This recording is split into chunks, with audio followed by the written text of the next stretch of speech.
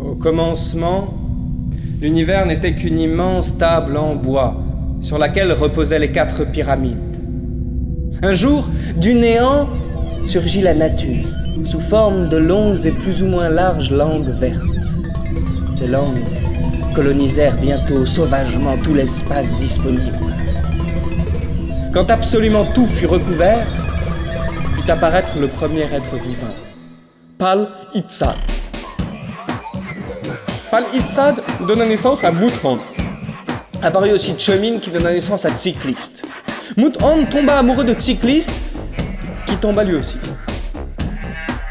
Alors leurs enfants commencèrent à pulluler, les moutons, les cyclistes, mais le ciel se fâcha, il envoya la bourse, le chien, le camion de pompiers, la tortue, les voitures, et ce fut le grand accident. Alors le Créateur dut réagir.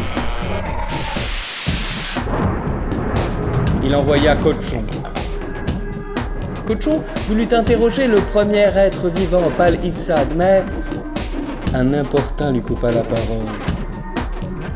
Vaches, avions, crurent qu'ils pouvaient danser tranquillement, mais Kochon revint. Il donna naissance à Océan pour pouvoir le traverser. Il fit le grand paix qui donna naissance au peuple des fleurs, à la légendaire bonne humeur. Puis, comme il avait accompli tout ce qu'il avait à accomplir, Kochon devint vache. Le Créateur fit naître les hommes à tête changeante, mais le ciel mit un piège sur leur passage. Alors la nature prit le deuil. Et même Kochon céda la place à de vulgaires statues grecques. Mais le ciel n'avait pas encore dit son dernier mot. Il envoya Martien, qui détruisit tout autour de lui. Alors le Créateur en eut assez, il décida de partir en vacances à la plage. Mais sur la plage, il s'ennuyait un peu. Alors, il prit les patates, se mit à jouer. La guerre. Sans merci. Chaque fois qu'il y avait un vainqueur, il devenait très vite un vaincu. Les patates blanches furent perturbées par cet état de fait. Ils allèrent voir le Sphinx, mais là aussi, c'était un piège. Alors le Créateur décida de se débarrasser des patates. Le Créateur décida de se débarrasser de toutes les patates. Voilà. Puis, il put quitter la plage et retourner aux activités du club. Youhou! Au club, on s'amuse bien. Vraiment bien. Vraiment très bien. Puis, comme ce que le Créateur aime le plus au monde, c'est danser, on organise pour lui une grande boum. Et au milieu de la nuit, la surprise party devient Ketchup Party. Au petit matin, visite des sites touristiques. Mais le Créateur réalise qu'il n'est pas tout seul. Il se fâche, il lève le poing prêt à... Mais pour la première fois de sa vie, il est pris par un je ne sais quoi. Il ne tue personne. Il reste longtemps à contempler ce quart d'où tous sont sortis.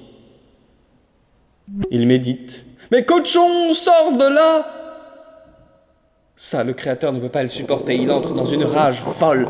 Mais Kochon sait trouver les arguments pour le calmer.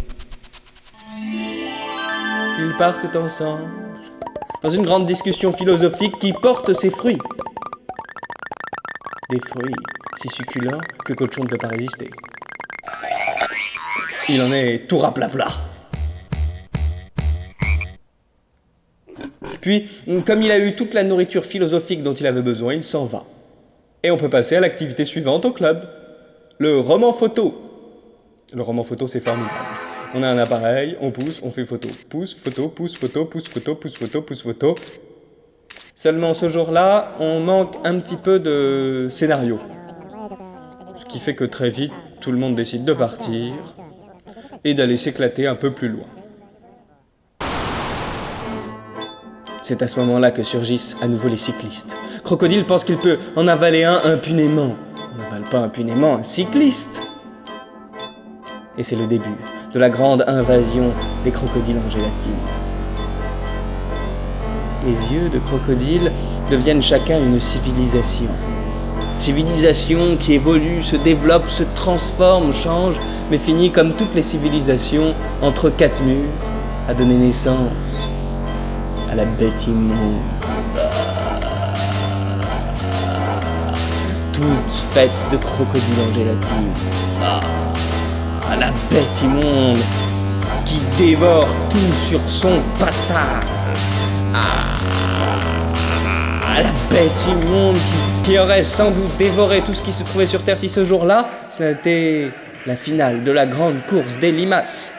Voilà que l'arbitre s'approche pour donner le verdict, le vainqueur est Lapin. Mais Lapin est un intermittent du spectacle. Oh non, il décrète la grève. Encore une grève. Et puis encore. Ah, mais cette grève n'est pas comme les autres. C'est une grève qui porte ses fruits. Une jungle naît au milieu du désert.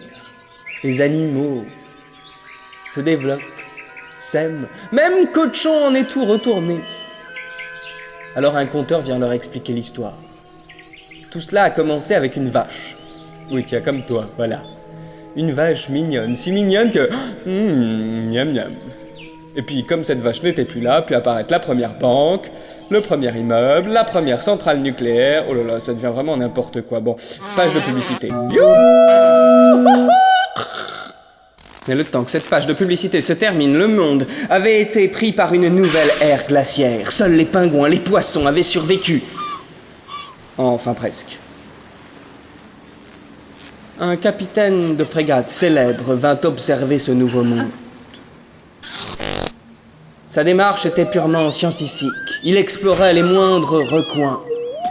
Il observait. Et tout se passait bien jusqu'à sa rencontre avec le pingouin à télécommande.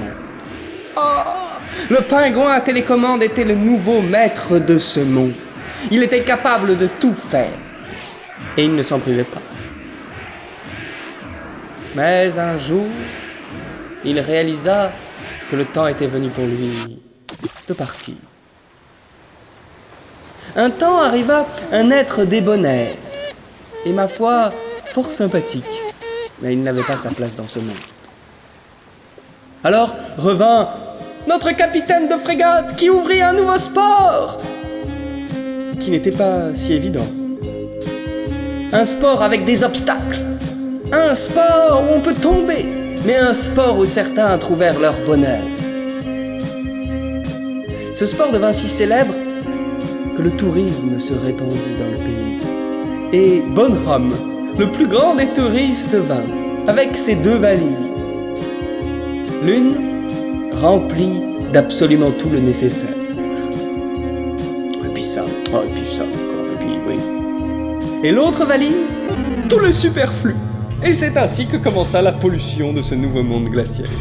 Même ce pingouin, oh pauvre pingouin. Bon, quand est-ce qu'on mange là Bonne question.